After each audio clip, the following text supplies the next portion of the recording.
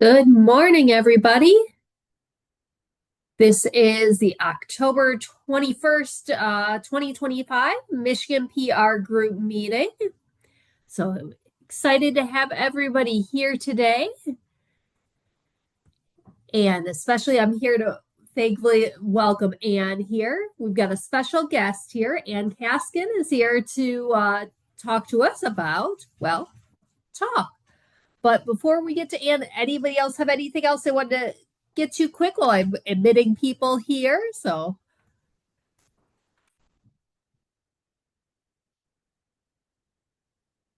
all right. Ann, I could turn it over to you. Did you want to share your screen or anything like that? Yes, please. I am Got going to it. share my screen, so thank you. Yep. I'm going to make you a co host here. Oops. Okay. Flip to you. There we go. All right. You should have the co host abilities There there. it is. Yeah. Okay. Let me just move the little dashboard. And I'm going to turn my video off. And we Here got we go. a couple more people joining us right here. So if you want to wait just a moment while they come in, I don't want them missing out. Sure. There we go. Everybody should be in now. Hello, everybody. All right. Everybody's back now admitted. Okay. All right. Well, good morning, everyone. My name is Ann Kaskinen, and I am the Talk Program Coordinator at the Midwest Collaborative for Library Services. This is a brand new position for me. I have only been in the role since October 1st. It's a newly created position through MCLS. And you may know a little bit about Talk. It's been around for a few years. It was originally developed by the Ypsilanti District Librarians in 2017 for all libraries and patrons, and not just in Michigan, but everywhere in the United States. We actually have Talk users in Massachusetts, Illinois, Indiana, Wisconsin, and Michigan right now. So there's a lot of traction for Talk, a lot of history around what um, brought us Talk, why we have Talk. And a lot of that comes from the research done through the Association for Library Services to Children and Public Library Association in their Every Child Ready to Read practices. And so much of the research and the foundation of Talk is through Every Child Ready to Read. And it is a system that libraries can use to send text messages to caregivers of children ages birth through five, so the end of the age five. And then they get a graduation when they turn six. But it is incredibly affordable. I have a cost structure at the end of the slide deck so that you can see what it would be. Value certainly far exceeds price in this. It's mostly like a maintenance fee, really, to keep Talk going. And what it does is it prompts caregivers to interact with children to promote early learning for kindergarten. And it is now in the hands of MCLS. And hopefully we will make proud those Ypsilanti district librarians that started this amazing resource for all of us to utilize throughout our state. So some sample Talk messages I wanted to share. The black boxes here, these would be for babies, younger children, and then the white boxes, this is targeting a 3.5-year-old. So when you register, when the caregiver registers to participate in Talk, they enter the child's birth date. And so as the child grows, then they're given texts, and texts are sent to the caregiver 3 days a week. And you just get these simple little messages, and you can see there's just one quick message, and it's a reminder to engage with your child, to build literacy, to build dexterity. There's all sorts of things that are infused. I'm just going to back up. You can see that Talk includes talk, sing, read, write, and play. And that's really what sets it apart from a lot of other initiatives that have taken place, because most of them deal with just read, write, and talk, and they omit the sing and the play piece. So that's one thing that's really, really unique about Talk, is that it really covers the whole child. So you see these suggestions to stay engaged with your child and to build their capacity. So I'm going to segue just for a second to tell a quick little story about my friend Annie. And Annie and I don't go way back. I met Annie in 2020. And Annie is an early literacy consultant, and we were put together, my former position. For those of you who may have met me before, I was the K-12 engagement specialist for the Michigan E-Library. My position was contracted through the Library of Michigan, but I was also still working at MCLS at that time. And so Annie and I came together during COVID in 2020 to give a presentation for the Michigan Department of Ed on the kindergarten through third grade literacy essentials. And those literacy essentials came out of the Read by Grade 3 law. And so Annie, very knowledgeable about early literacy, and in my mind, was very focused on kindergarten through third grade because that's what we worked on. Well, um, that changed a little bit as time went because as soon as I lost my job as the MEL engagement specialist for K-12, I let Annie know, and it was a kind of a crushing blow. I certainly love that job more than most other jobs I'd had before it. So it was really a down time. But then when I got this position as the talk program coordinator, I contacted Annie to let her know. I just sent her a text, and then I also sent her a link to talk. And 5 days later, Annie calls me and she says, Ann, you're not going to believe this. I bet you didn't know that my area of expertise is actually birth to age 5. And she's right. I had absolutely no idea. And not only that, but Annie wrote a book in 2016 called Let's Talk, Getting Your Baby Ready to Read. And so her whole focus of her academic career has been on building vocabulary for babies and young children, getting them ready for kindergarten. And Annie's done a lot, as you can imagine. Hmm. Um, to really, really be inspirational. She's worked with hospitals, she's worked with Great Start Readiness, she's worked with Head Start, she's worked with ISDs throughout the state, and she's really hyper focused on making connections to um, between early childhood programs throughout the state, and in fact is hyper focused, as I said, on connecting all entities that serve birth to kindergarten children with each other and with the resources that can support them. And I really want to say all this because Annie has like opened my mind to so many things, and she's made me understand how all of these pieces really fit together, how talk is so important, and why it's important and what sets it apart from other programs that we've seen in the past few years. And she really also directed me to what got all of this started. And in 2003, there was a study done, and what came out of it, it's called the 30 million word gap by age 3, because excuse me, sorry, what they found out here, I want to click on this. And I have a link to the article. It was originally published in American Educator in 2003. They did all of this work on child development, and they studied um,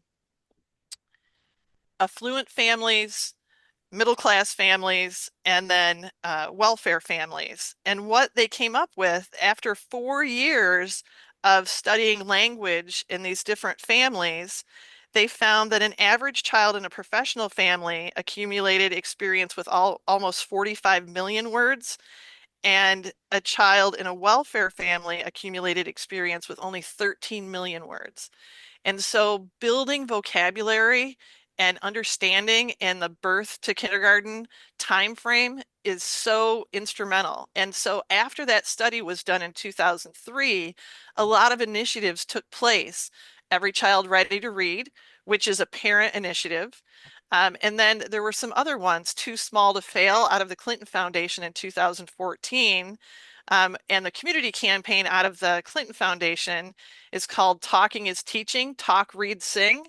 And Michigan acquired that as an entire statewide campaign in 2019. And as librarians, you probably all know and have seen a lot of these things. You might see posters in a park in your community. I live in Cadillac, and I know we have posters in our parks all over about Talk, Read, Sing, and it's the community campaign Talking is Teaching that is bringing us that. Well, Michigan and New York are the only two states that have an entire statewide initiative for Talking is Teaching. And then in 2024, the Barbara Bush Foundation aligned with the Clinton Foundation to bring Talking is Teaching, Talk, Read, Sing to the state of Pennsylvania. So these initiatives are still happening, and it's probably more relevant talk today than even back in 2017 because we're building in so many areas and realizing how important it is to build vocabulary of children in the 0 to 5 age range. Research and practice that's currently happening right now around these 0 to 3, I say 0 to 3, birth to 3, birth to 5, pre-kindergarten, so many different ways to look at this. And so I mentioned already that the essential instructional practices for kindergarten through 3rd grade came out of that read to grade 3 or read by grade 3 law. And then after that, they extended the essentials up to 4th and 5th grade. In 2019, they developed the essentials for 6th through 12th grade. And then in 2021, they came back and they started working on birth to age 3 essentials. So when you see these essentials, and this is what all of our academics are doing right now in the state, our ISDs are focused on this. They're really working hard on language and literacy for our birth to 3-year-olds especially. And so when I start looking at these documents, you see a lot of overlap, talk, point, and sing. Different essentials, writing, print is all around, and what it means to start writing and using dexterity. And these are the types of texts that will come through in those weekly texts that our caregivers are getting for their children. So these are the types of things that are still being worked on in the state, being perfected in the state. And in fact, if I go back here, MyLeap, the Michigan Department of Lifelong Education Advancement and Potential, built the My Family Engagement Framework in 2024. And this is funded by 35I dollars. $16 million was put into the My Family Engagement Framework. And the My Family, and I'm not trying to keep going on and on. I'm so sorry. I'm pretty excited about all of this, as you can imagine. New job, new excitement, all new things.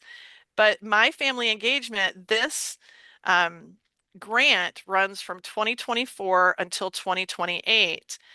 And that is a huge investment that the state of Michigan has been making to really build that capacity.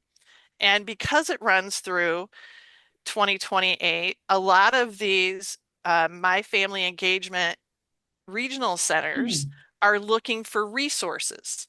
So we're going to come back to talk now.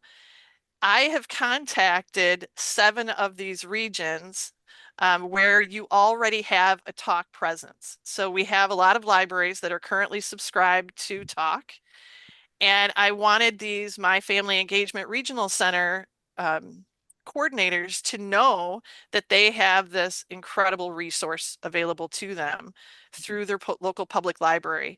So it's quite possible that if you have not already heard from these coordinators, you may be hearing from them because they may be looking to, if you already have it, to tap into it and use it as a resource that they need, and or they might be looking to you to make a purchase utilizing those 35I dollars and bringing them to your library for that resource for our birth to 5-year-olds especially. I have some links here, the memorandum that kicked off the My Family Engagement Centers, and then also there's a regional map that's just the same map here that's blown up so that you can see it a little bit better. And I do plan to share this slide deck with everyone. I'll drop it in the chat here in a few minutes. What's happening right now with the My Family Engagement Regional Centers, you know, there's so much happening. In Region 2 right now, a grant was written with those 35I dollars for a longitudinal pilot study about birth to 3-year-olds. And so the person writing that grant is working with McLaren Hospital and also utilizing Talk through Petoskey District Library right now to try and build in that region. Region 7, let me go back. Region 7, you can see down here is Clinton, Eaton, and Ingham ISD. Region 7 is interested in utilizing Talk in all of their 35I grant deliverables, so they're planning to use those. And these are housed in the ISDs or the RESAs. So that's where you're going to see a lot of those. And then Region 9, I'll be meeting with the Region 9 Steering Committee talking about Talk. Let me go back to Region 9 here. That's Jackson, Lenawee, Monroe, Washtenaw, Livingston County, and Hillsdale County. So I'm talking with their steering committee because when I look at the library co-op map, Woodlands has a subscription to Talk for their entire co-op, and that's really the same thing as Region 9. So 5 counties are covered in the My Family Engagement just through the Woodlands Co-op purchasing Talk on behalf of all their libraries. So I bring all that up because I want you to know that Suburban Superior Land and Woodlands co-ops currently have a subscription to Talk. So if you're in those co-ops, you are going to be receiving a mail from me with some promotional information about Talk and just letting you know where you can go to get more tools, more information, if you need help setting up Talk or anything in your library. And also to put the Talk logo and initiative on your website so you have a web presence so that these educational leaders in your community, the people that work with young children, know that you have this resource to help support and build vocabulary and early learning type activities in these particular areas. If you go to the Talk website, textandlearn.org, you'll find all of these different things. There's a toolkit there. I'm going to jump down here to the toolkit with all kinds of promotional materials, and you can get that at this link. And when I open it, what I'm going to find, there's brand kit. So like you can take all of these colors, you can build your own promotional pieces and let your community know that this is available to them.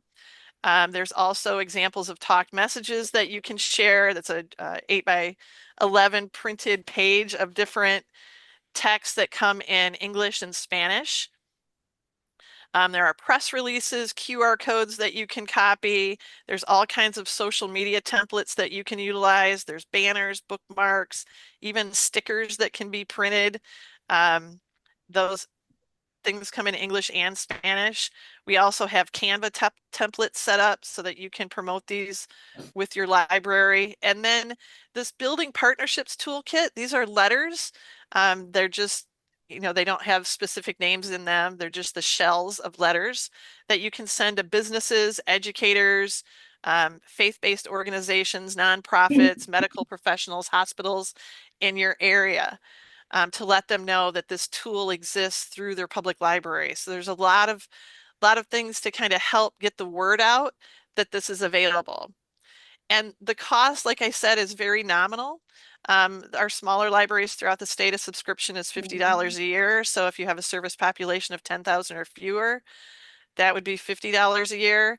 And then you get charged, you have to buy text blocks, and those text blocks are $20 for every 1,500 text blocks.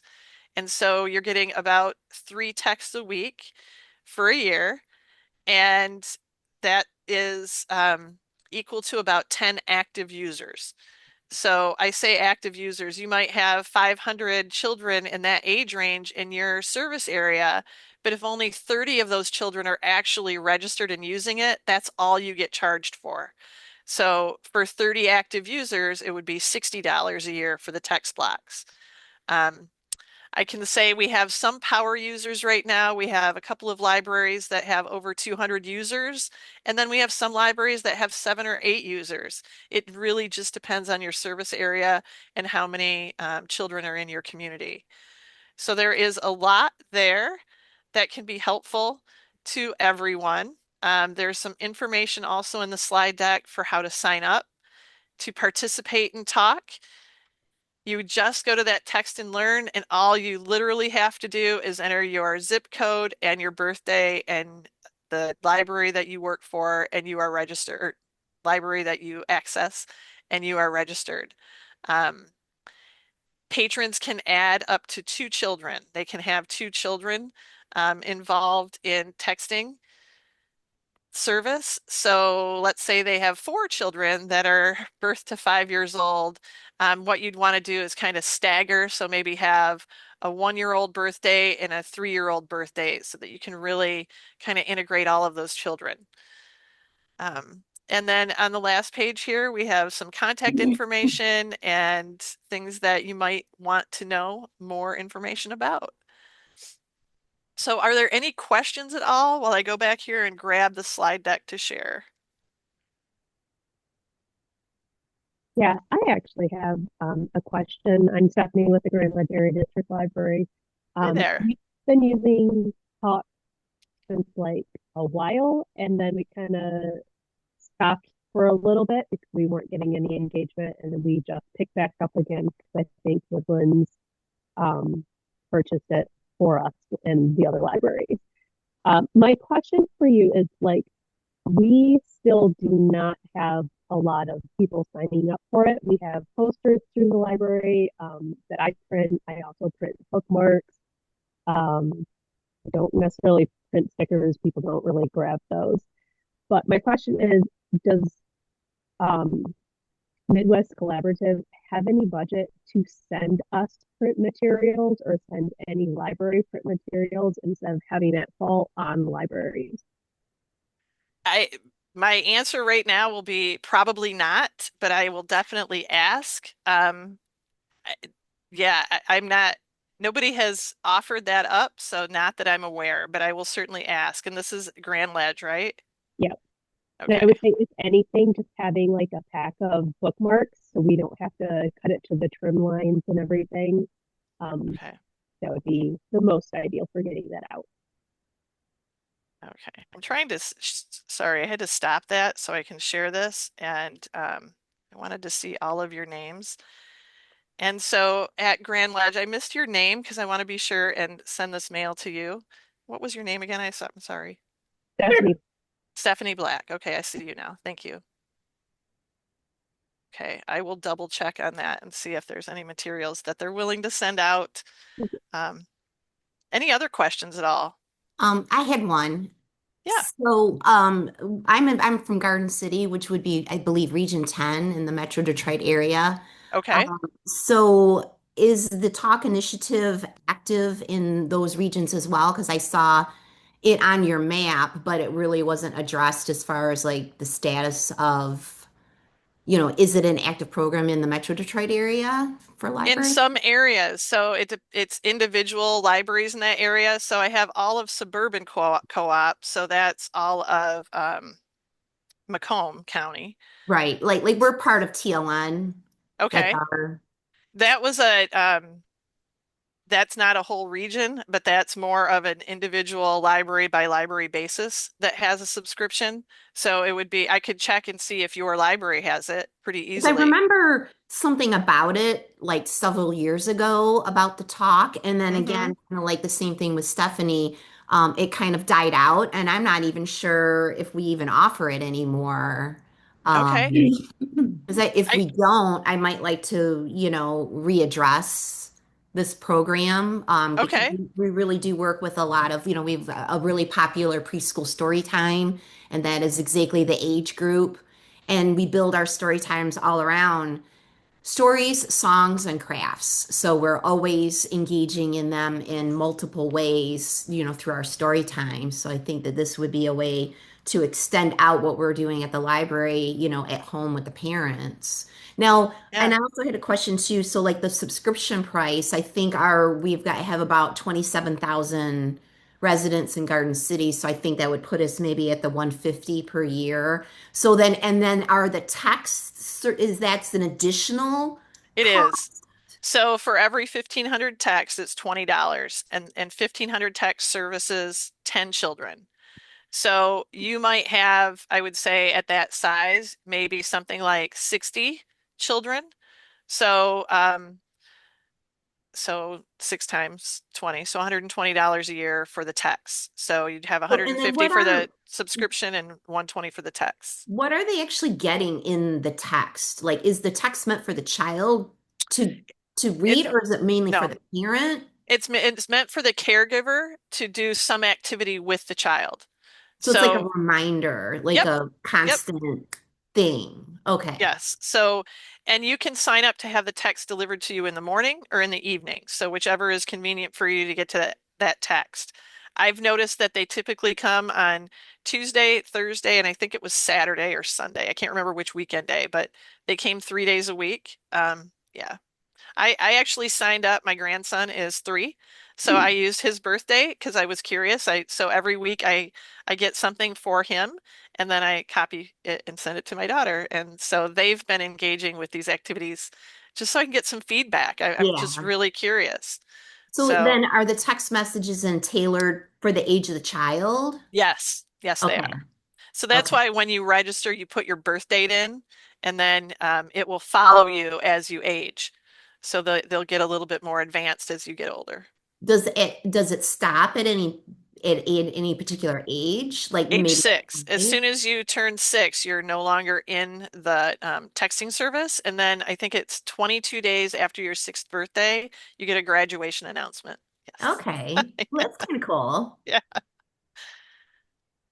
So and then so besides the texting though, then like because I have to like get a refresher of the program. Are there other benefits or other resources and then the parents get besides the text? Like if they don't want the text reminders, is there something else that a parent can get out of this? Well, there's other resources on the website. There's like references to books that can be purchased to help support it, but the libraries also you can send out 2 messages a month through the texting service to anyone that's signed up in the library. So you can generate your own messages, 2 a month. So that's Okay. just another kind of perk of the service. And Okay. we used Mhm. to is we used to like give reminders of an event that was coming up that was for that particular age group. Okay. Yep.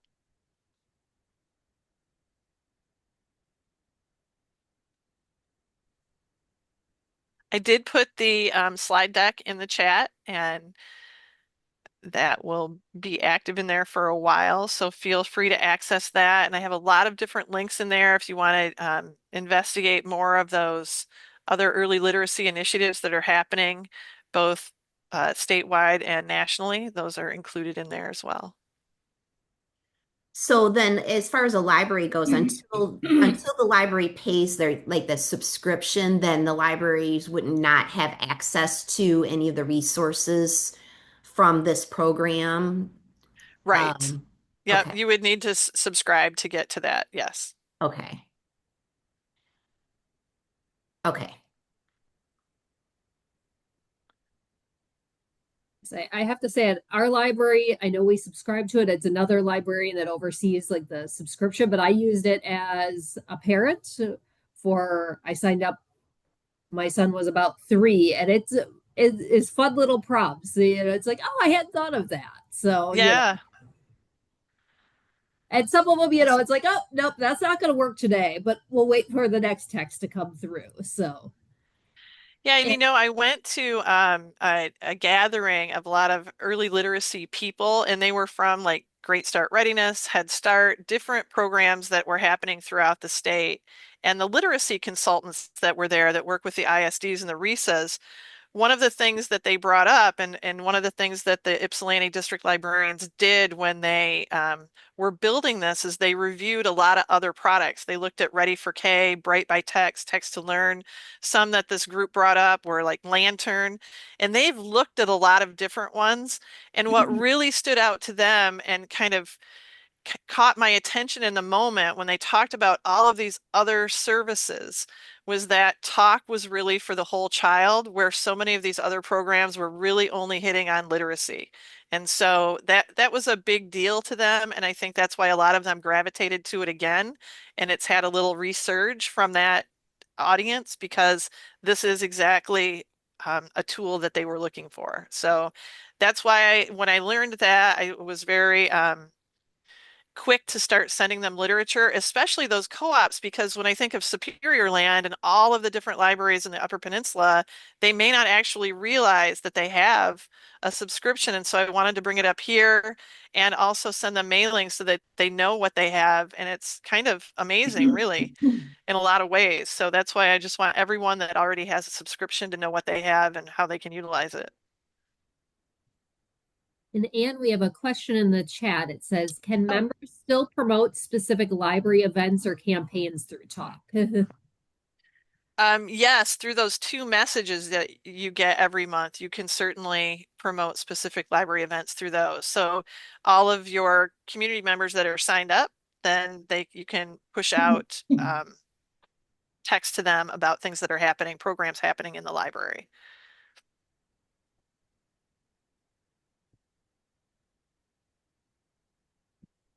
Are there any more questions, Anne, at the moment? Sorry, my dogs are being very energetic at the moment in the background here. Okay.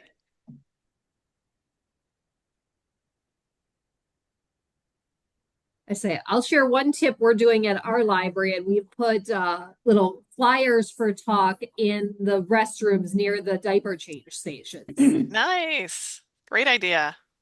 Because that's the target audience. Yep. Yeah. Doctor's offices, another good place to put those flyers. So yeah, a lot of good places to hang those. And Aaron just popped in the chat. Thanks. This program sounds awesome. It really meets the needs of our audience. Thanks, Aaron.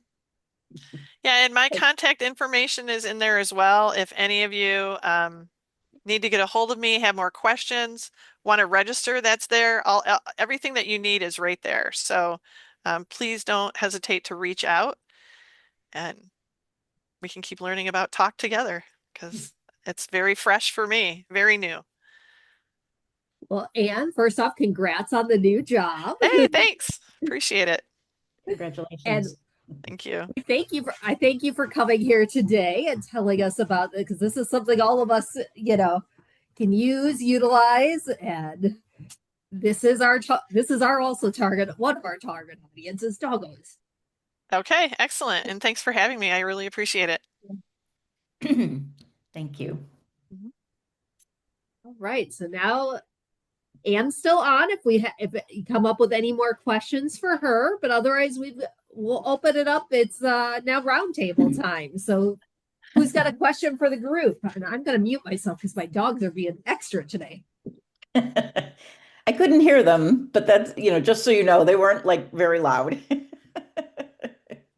Stephanie, I know that we were talking before about the tie blankets. You were asking, is that the event you were curious about? It went really well. We had maybe, I think, 21 signups, and for us, that's a big number.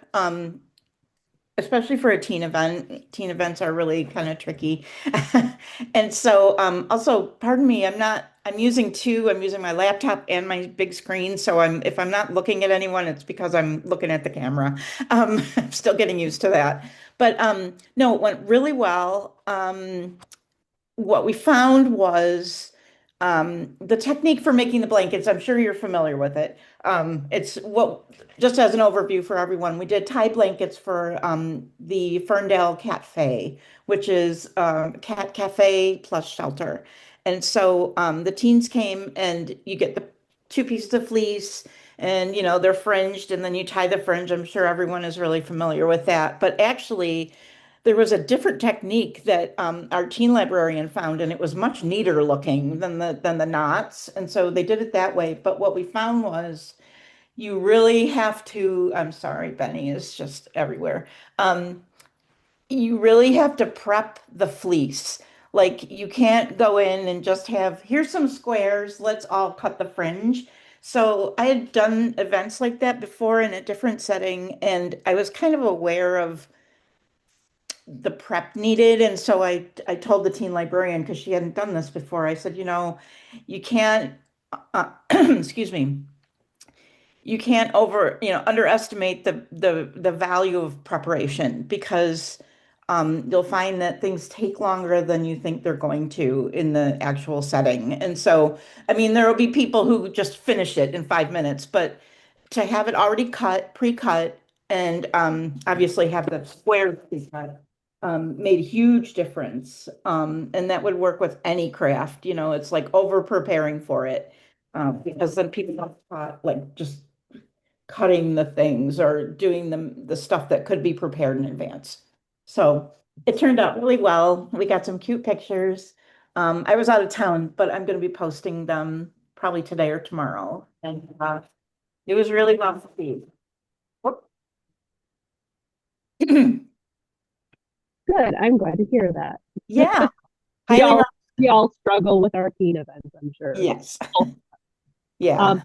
I would like to hear what everybody's Halloween plans are for their library this week. Say that again. I'm sorry. I'd like to hear what everybody's Halloween plans are for their libraries.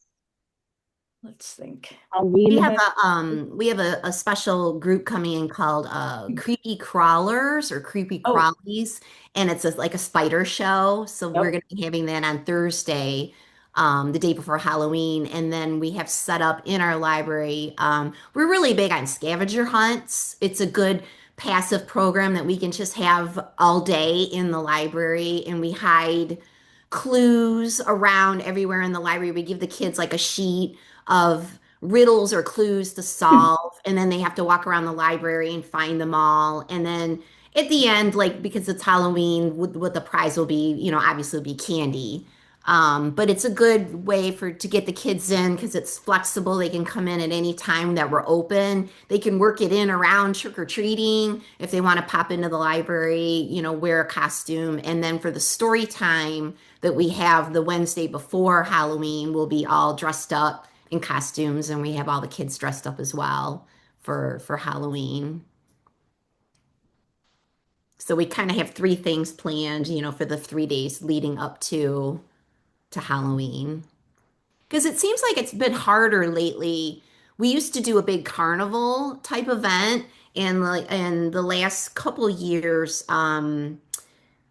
it sort of coincided with a lot of the trunk or treats going on in our community as well with the city and Parks and Rec. And we had less attendance because of the trunk or treats. So we thought this year was actually the first year that we decided to kind of dial it back a little bit and not do the big, huge event at our library.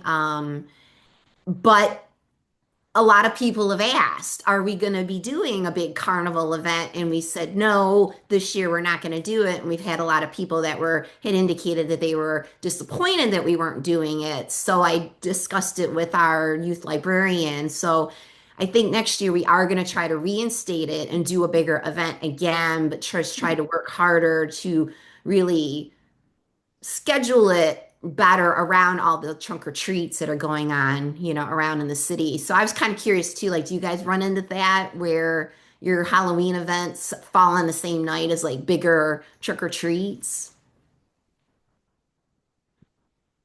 Specifically, we have a thing called Bridge Street Trick or Treat that's here. So it's always the Friday before Halloween. And this year it just happens to fall the furthest away from that Halloween date. But basically not we as in the library, but like the town has the whole community that comes to our downtown area, and they go along our main street. And they just do trick-or-treating at all the business stops. At the library, we have our haunted library that we do. So we basically transform our upstairs room into like a gently spooky haunted house, and have like little stations where they can do the thing where they like stick their hands and they feel the spaghetti, or they get the, you know. Yeah, we've done that too. Yeah, that's a lot of fun. Amazing. It's not anything that's like a scary thing. It's definitely aimed towards like smaller, younger kids. But it brings in a lot of people to the library, especially before the main event that happens. Ours is 4 to 6, and then downtown is 5 to 7. And we usually stay open a little bit later after our closing date too. But but yeah, it's fun. It brings people in, and they kind of like come downtown and park at the library to get like those prime parking spots. So it's nice. So during the time that you have your spooky room, then is it just sort of like just a drop in? They can just kind of come in and walk around and do their own thing in that 2 hour time slot? Yeah, they can do it at any time. And at the height of when we were doing it, we had to have groups like wait their turn because there were so many people coming in. And they had to use the elevator to get up to the room, and then they exited out of the stairway if they could access it. Yeah. Uh, so like we basically had like a whole system, like, okay, now group two can come up, now group three can come up. Oh, your reservation time now is like 20 minutes. If you want to go do something and come back, you should be able Wow. to do something like that. Excuse me. And then downstairs we have community partners sometimes that come in. So we have Eaton 911 that comes in and they give out information about, 911, obviously. I think the health department came in at some time and was giving out like freebies. But it's a good time to reach out to some of those partners to see if they want to come in and give out their promo items and information. Local police officers or fire departments, stuff like that. Wow, that's cool. That's a good thing too. Like maybe if we reinstate our carnival type of thing, because we kind of did the same thing. We have an activity room and we turned it into like a haunted house. And I own fog machines. I've got my own black lights because I do my own thing with props and whatever. And I'm always telling everybody like, hey, I've got all kinds of stuff. So I bring my stuff in. Yeah. And we set it up and then we did stations where the kids would go around, like walk through it. And we did the thing with putting their hands in spooky stuff and shining a light on things, but that would be good to partner up with, the city as well. Yeah, because our DPW likes to show up with like touch a truck and the police come and the fire department. So maybe we could coordinate our efforts with them so that we can bring the people back in again. Especially if they're maybe not close to your library, but they still want to be like reaching the community during Yeah, because unfortunately, our library is not in the downtown area. It used to be years ago, and then the city sold the building, and they put us in an abandoned elementary school building that is falling apart. But anyway, that's a different story. But yeah, we are not in the downtown area, so it is nice for them to come. They do like to come, and we have a preschool right next door as well in the same building. They rent out the other half of the building, so. That's always a good thing. So yeah, maybe we would do something like that to reinstate our program because I guess it seemed to be pretty popular. Sounds like it. And then we've got two different ideas in the chat. And St. Joe's Library, they do a special children's story time with a costume parade through the library and mini trick or treating. And they also partner with their regional PBS affiliate to show the documentary American Experience War of the Worlds with a visiting PBS program manager. And they're going to recreate a 1938 style living room set to set the mood for the original Orson Welles radio broadcast. That's a very cool. Wow, that sounds cool. Did you say that was St. Joe? Yep. So I know our programming person has been kind of thinking about doing something along the lines of that. I've heard her talk about it. St. Joe representative, if you could possibly send me some information on that so I can pass to her, that would be fantastic because that sounds like such a cool thing to do. It's marketing at gladdle.org if you can. I'll put it in the chat too. Very cool. I love I love this group, how it makes a connection. So, Definitely. yep. And they just responded, Stephanie, they'll send you what they can. And then Berkeley also popped in that they're a stop in the citywide event put on by their Downtown Development Authority. So that's very cool. So we kind of do the opposite at Southfield. We have our Parks and Recs and our police department both put on huge events. So we just man a library table at both of those versus putting on our own thing and competing. I'm gonna write that.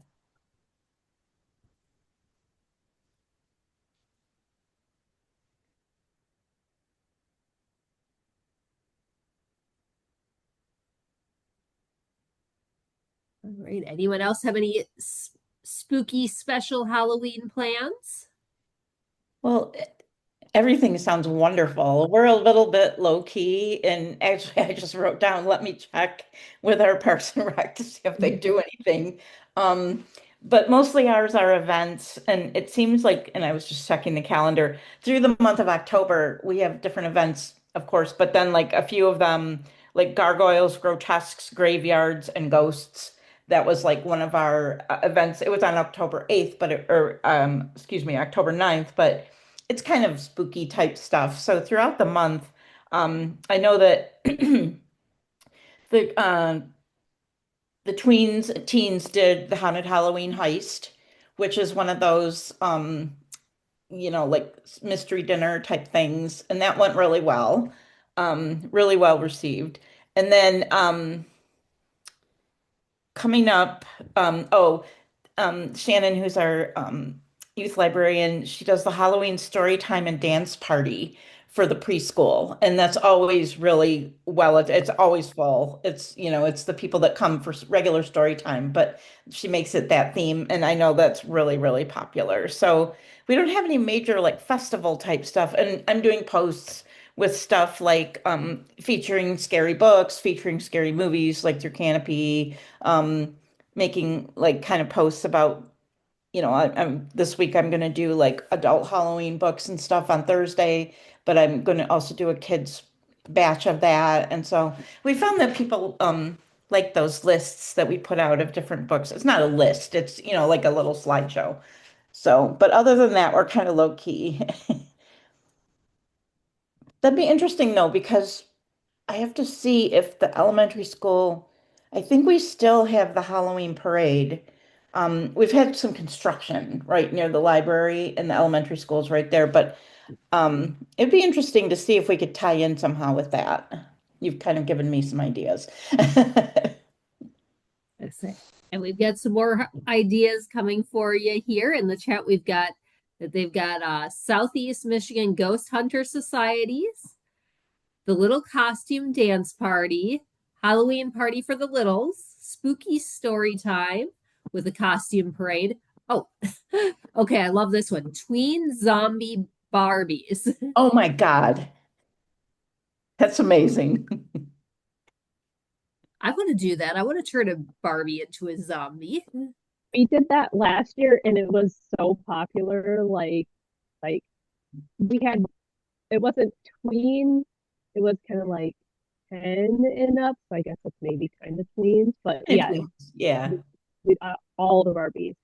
And then this year, we did doll head lanterns, which I kind of was a little spoiled on that because for my art business, I travel all around the United States and I sell at oddities and curiosities expos. Oh. I had a whole bunch of artist friends that like go to antique stores and like collect those things. So they gave us like a whole ton of all these like doll heads that they had thrifted for me over the summer.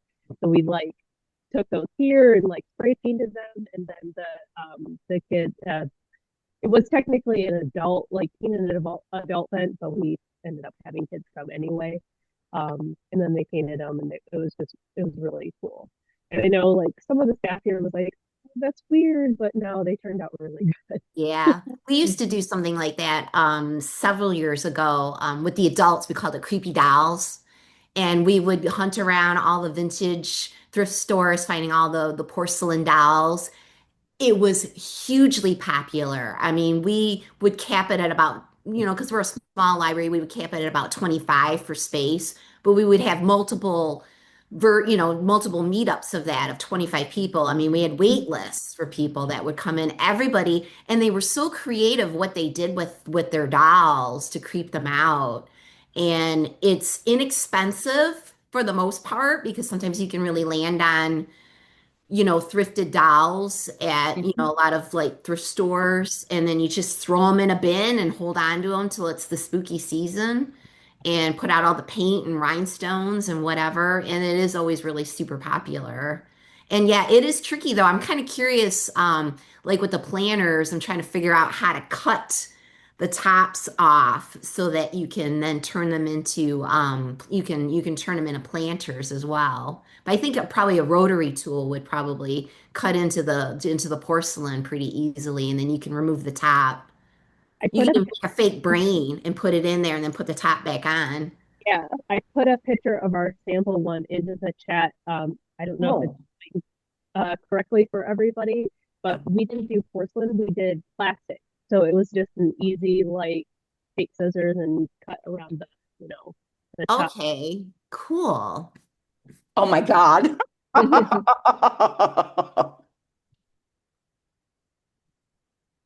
Oh my gosh, that is adorable. Oh yeah, I see it. It is very cool. Yeah. So yeah, so you said these were plastic, they were porcelain. Yeah, and I mean you can do porcelain as well. It's just like then you have to get a special paint to paint on the porcelain to get it to like stay and everything.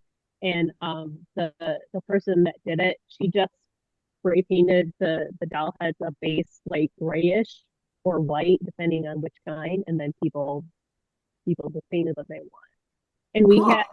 Oh, sorry. we were lucky in the sense that I got a big donation from somebody that were all the same heads, but then like over the summer we did garage sales and stuff too, where we got like maybe bigger baby dolls and like took those apart, and we had all the little like doll parts, like arms and stuff that we saved too in case they wanted to use. Yeah, those make great jewelry. We did a jewelry thing with the porcelain arms and legs because you could get them because like back a long time ago, you would make the bodies were stuffed, they were soft, and then the arms and the legs were porcelain. But those things make great necklaces and earrings. So, and I'm we, running out of paper here. yeah, we've got all kinds of cool ideas. You could do lots of jewelry too with Barbie doll accessories like shoes. We've been doing shoes and boots and making earrings out of those. Those have been really popular too. So Stephanie, I didn't catch. So they weren't porcelain? Were they plastic? I didn't catch quite what you said.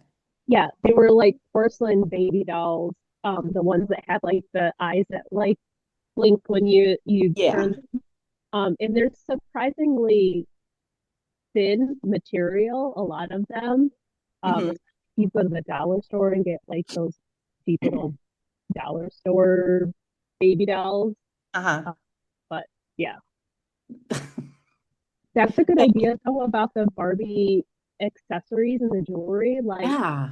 over the summer or in the spring or something, keep your eye out for that and make like do a team jewelry with like Barbie Yeah. shoes or something. Because the stuff is easy to poke a hole through. Yeah. And you can, like I said, and if it's mismatched, it's even better. But yeah, and you can even, yeah, you could probably even go to the Dollar Tree and get really cheap Barbie shoes and boots and the little tiny little Barbie purses and then make Yeah. jewelry out of them. Charm Charm bracelets. bracelet. You can make a whole charm bracelet out of Barbie accessories, the cheap stuff, and it's plastic. I'm doing that today. I would do that. We turn the marketing meeting into a craft forum. I love it.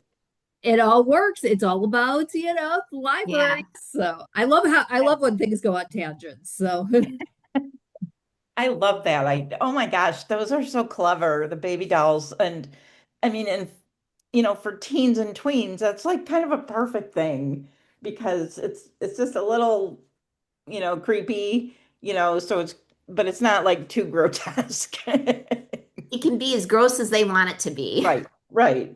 And then the rhinestones just add the kick. Yeah. But Stephanie, I loved how you set the planter on top of like the saucer, which it's like a cup of tea. yeah. Oh, and here we go. Stephanie just popped another picture in the chat here. Oh my goodness. Oh. Gonna download. Oh my And God. that is so fun.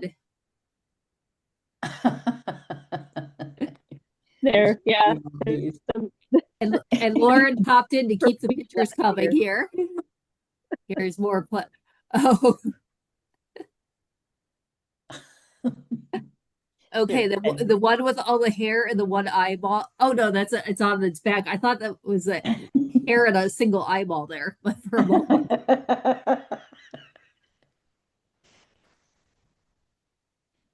Oh my gosh, it's like Bride of Frankenstein.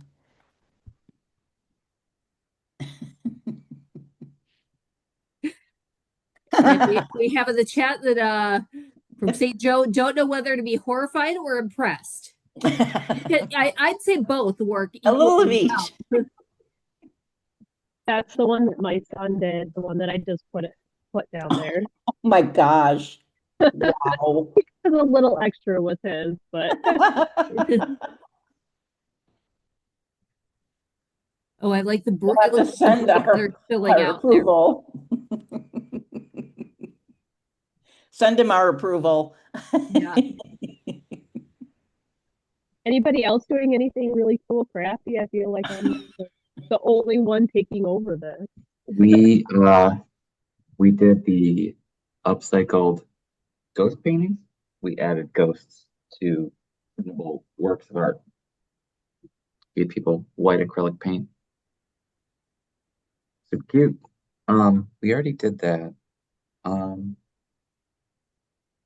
What else is up?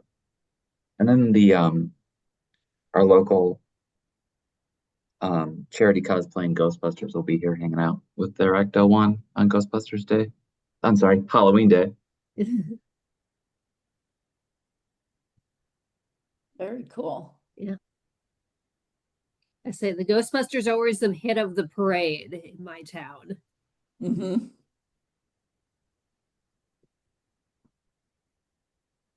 All right. Anyone else have any other questions for the group today? I do have one other one. Hopefully, if I could throw this out there really quick, or maybe we get input later. So this kind of came up last week for Indigenous People Day. We celebrated, and I posted the crafts that we did with the kids, and we had homemade fry bread. And, we were just talking, I worded it, like today we're celebrating Indigenous Peoples Day, da da da da. This is what we did. And this is a normal thing that we do every Monday. We always do an activity with the kids, and I always make social media posts about it. Well, that then created a little bit of Facebook controversy because it was actually Columbus Day. And we had some people make some negative comments about, they really hope that we're also teaching kids about Columbus Day and what that is all about. And in general, I don't engage with because I'm in charge of the social media as well. So I don't usually engage on behalf of the library with people when they have negative comments like that. And I had seen it the next day, and some other patrons had then engaged with these people. And it wasn't too bad. It was some back and forth about, the political climate and back and forth. But then, like, after a couple of more days, it really then turned into quite a verbal battle between two or three individuals on Facebook, and it turned, like I said, very political. It had nothing really to do with the library anymore. It just became this very personal back and forth, back and forth, back and forth. And we don't usually have that happen very often on our social media posts, but it does happen at some point. And what my question is to everybody in the group, when you encounter things like that on your social media, do you intervene? Do you let it go? Because I just discussed it with the director, and I have my viewpoint of how to handle it, and there's different ways to handle it. So I'm just kind of curious how other libraries handle situations like that, where people use that platform then to get very aggressive and back and forth between it that doesn't really have anything to do with the library. Do you, turn the commenting off at some point? Do you hide the comments, or do you just let it go and leave it alone and let it die out on its own? So if I can speak about this first, so for Banned Book Week, we just had something very similar to that, where I was holding up genderqueer. And we had a lot of people come onto the comments and say their word about things. But every comment that I retorted to was a very professional, matter of fact kind of comment. And that was the thought the whole time. Like, okay, you have to be a professional as much as you want to engage and, be like, F you, but it turned out well because then a lot of our community came to our defense and was like, no, the library is actually like, doing the good thing. I had people message the Facebook page and say like, handled it really well. They came to the director and said I handled everything really well. I guess maybe some staff had encountered some people that came up to the desk and was just like, man, purple haired person, but for the most part, like as long as you handle it professionally, just it's engagement, it's Yeah. gonna get we grew by like 100 followers in like a few days because of that one post. Like it sucks when you have to deal with crappy people, but it's nice for engagement and getting new And followers. that was my point as well, because I did discuss it with the director, and his suggestion was going forward on all of our social media posts to just turn the commenting off. And I disagreed because I said this is engagement, because 99% of the time it's people saying, hey, we had a great time at this event. Thank you so much for doing this. Or they're tagging other people so that they can see that so-and-so's grandchild was at this event. Like people use the comments to tag other people to bring it to other people's attention. So I don't want to turn off commenting, because it's usually always pretty okay. But But I then ended you're worried about doing censorship as well. And it's like, are we running into, like, as libraries, is it something that we need to be aware of? If we turn off commenting, is that censorship? Are we going again? the only censorship that I did was if anybody said anything really like, whoa, whoa, whoa, whoa, you cannot say that, then I would hide their comment. And then when I was away over the weekend, after, moderating posts for like a good solid time, I changed to if you go to the ellipsis on the top of every post, there's who can comment on this post, Yeah, and you can change it there to followers that have been following for 24 hours, which right. I switching it to it after like a bajillion more comments just because like I couldn't dedicate more and more time. So like Yeah, that's a good thing to do. Yeah, I forgot about that because we did have something previous that had happened a while ago, and I think that's ended up being how we handled it. Because it was just some random person, and he was actually threatening to come to the library and protest. So we were really worried. We were trying to look into their profile picture to kind of get an idea of what this person looked like, if they were to show up, and we were all discussing like what to do if this person comes up to the library. So, because they weren't a follower, it's just a random person, that was doing that. and a lot of times they're just bots. Yeah. Yeah, my director found, can you guys hear me? Yeah. Yeah. My director found out that some of the comments by individuals on our Indigenous Peoples Day post were not even from Michigan. So it was like maybe they were doing a nationwide search that particular day looking to be able to make comments. And so we found that it was a little bit of a negative comment section on that particular post just this year, not years previous. Yeah. But maybe it was something to do with like, the particular climate, or maybe there was a bot, Yeah.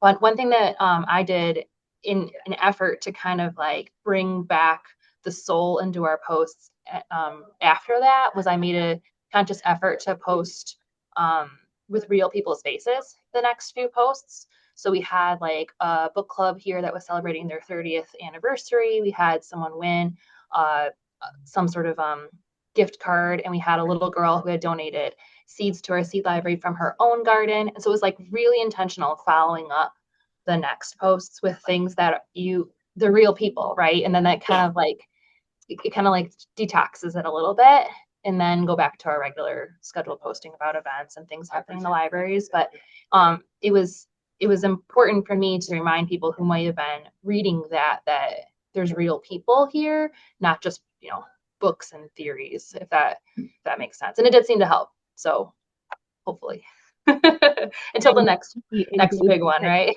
Yeah. Post probably helped boost the engagement of those follow-ups too. We had a Yeah, similar. I was pleasantly surprised at, the patrons that came forward to support the library and to point out that, it was just a library event. And, it is, if you're, and I mean, they were like, like really looking into the other people's profiles and digging into like their posts. And like I said, it then became very personal, the attacks between these people, and they're calling each other stupid and da da da da da. And I'm like, whoa, like, do I step in? Do I say, okay, can everybody just get along? But yeah, like I said, I was just kind of curious how other people handle things like that. We actually had an event, or not an event, an issue like that several months ago, maybe half a year ago. And it was all about a book that our book club picked, and just all this aftermath after it. And eventually we turned off commenting after like a week. Like it was done. People had their say, and we thought that, okay, you've all had your say. By the way, I'm from Huntington Woods. I have not figured out how to put my library in and keep it there, so I'm gonna have to figure that out. But anyway, we let it go for a little while, and then we turned off. It's like, okay, guys, we're on to the next thing. And so also our director gave me a statement that she wanted me to put as a response as a separate post, or I can't remember actually if it was, I don't think it was a comment in the post that started everything, or just a separate one. But I did that. And then she dealt with everything afterward. Like if there were phone calls and stuff or emails, she ended up dealing with it. We have a very mixed community. Well, it's not very mixed, but we have several groups that are very strong-willed and many members. And so sometimes we have that kind of thing happen. But yeah, we let it go for a while, but then said, all right, this is yesterday's news. Come on. I'm sorry about my cat. Oh no. The nature of the internet, they're gonna bitch about it for a little while, and then Yeah. 3 days later, it's out of their head. They're On to the next. Yeah. Yep. And we got posted in the chat that this was a good discussion. And then Andy also posted up there, going back to what he's doing for Halloween. He gave a good tip that they have a half day for their schools on Thursday. So they're providing tacos from Taco Bell for teens, along with the costume contest, and that they got the Taco Bell at 50% discount. So can maybe approach, if you've got a local Taco Bell, it's worth approaching, seeing if you can get that discount as well, or, big discount. So that always makes it, you can feed more people that way. Mm-hmm. All righty. Well, I know we're over our time, so I thank everybody for the great conversation, and thank you for coming and talking to us about talk, and keep us informed as things go on. We meet monthly here, so our next meeting will be coming up. It looks like we're going to be Tuesday, November the 18th at 10 o'clock. And I'll post the recording of this up onto YouTube and send it out to Mich Leibel and the Michigan PR group on our new listserv later today. Cool. Thank you. Thanks, everyone. Thanks, everybody. This is a great meeting. Yeah. Thank you. Happy Halloween. Happy Halloween. Happy voting day before we see each other again. Yes. Bye, everyone.